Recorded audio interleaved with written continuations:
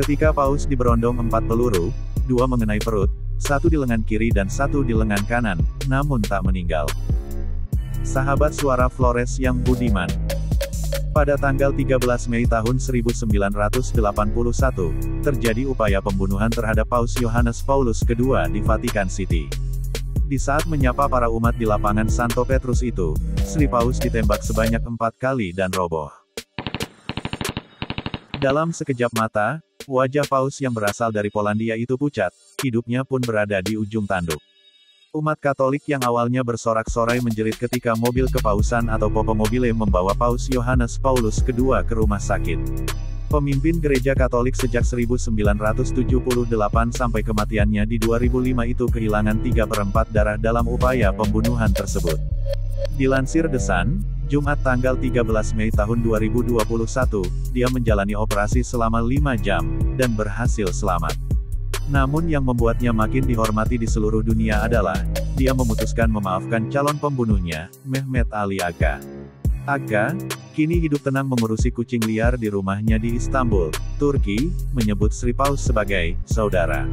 Seperti apa upaya pembunuhannya? Sesaat setelah Paus memasuki lapangan Santo Petrus, Agca menembak sebanyak 4 kali.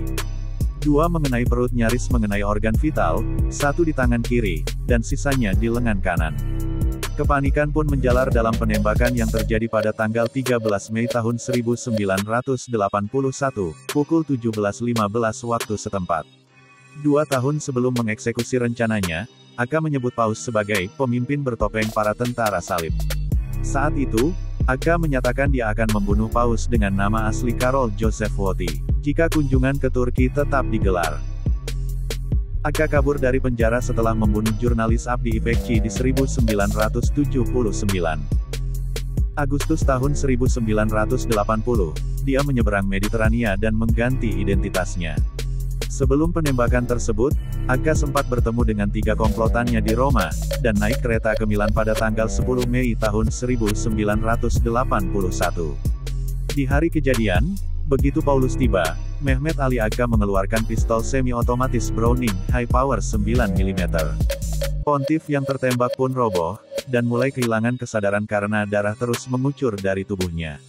Popo Mobile yang mengangkutnya dengan cepat melarikannya ke rumah sakit Agostino Gemelli University Polyclinic. Paus Yohanes Paulus II menjalani operasi selama 5 jam dan kehilangan 3/4 darahnya. Namun untungnya, dia selamat. Adapun Agca segera kabur setelah membuang pistol yang dibelinya dari seorang pria di Wina, Austria. Untungnya, serombongan biarawati, pastor, dan penjaga keamanan segera mengadangnya, dan mengamankannya. Salah satu komplotannya, Oral Celik, kehilangan keberanian dan kabur tanpa meledakkan bom atau melepaskan tembakan. Berdasarkan kesaksian, para pelaku berencana melarikan diri ke Kedutaan Besar Bulgaria begitu membunuh Paus. Paus ampuni pembunuhnya. Segera setelah ditangkap, Agca divonis penjara seumur hidup atas dakwaan melakukan upaya pembunuhan. Umumnya, orang akan bersukacita mengetahui orang yang hendak membunuh mereka mendapatkan hukuman berat. Namun tidak dengan Karol Joseph Wojtyła. Doakanlah saudara saya, Agca, karena saya sudah mengampuninya, kata dia saat itu. Kemudian dalam salah satu momen paling bersejarah dia mengunjungi pembunuhnya di penjara Rebibbia, Roma. Keduanya terekam berbicara selama 22 menit, dengan Agca mencium cincin Paus di penghujung percakapan mereka. Setelah kunjungan tersebut, Paus Yohanes Paulus II menyatakan isi pembicaraannya dengan Agca adalah hal yang rahasia. Saya berbicara kepadanya sebagai saudara yang mengampuninya, dan orang yang saya percaya, ujar dia. Sekitar 20 tahun di penjara, dia akhirnya mendapat grasi atas permintaan Paus, dan dideportasi ke Turki. Sri Paus tetap membina hubungan baik dengan Agca dan keluarganya. Saat Paus sakit di 2005, Agca mengiriminya surat.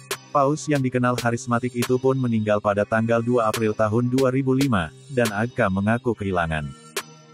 Dalam wawancaranya dengan Daily Mirror, si pelaku utama mengungkapkan dia merasa kakaknya sudah meninggalkannya. Setelah hampir 30 tahun mendekam dalam penjara karena berusaha membunuh Sri Paus, dia dibebaskan. Segera setelah pengumuman pembebasan pada tanggal 18 Januari tahun 2010, Agca menyatakan dia menganut Katolik Roma. Teka-teki motif Aga. Bertahun-tahun setelah insiden tersebut, motif mengapa Aga membunuh Paus tetaplah menjadi misteri. Saat itu, terdapat teori konspirasi bahwa Aga disokong oleh mafia Turki, pemerintah Bulgaria, hingga Badan Intelijen Pusat Amerika, yaitu CIA. Aga sendiri hanya mengungkapkan bahwa pemerintah Uni Soviet menginginkan Paus Polandia itu mati. Namun pada tahun lalu, dia menuturkan bersyukur karena pistolnya tiba-tiba macet, sehingga Paus tidak tewas di tangannya. Demikian sahabat kami kabarkan untuk Anda, ikuti terus informasi terbaru dan menarik lainnya hanya di channel YouTube Suara Flores, channel kebanggaan Anda. Salam hormat dan sampai jumpa.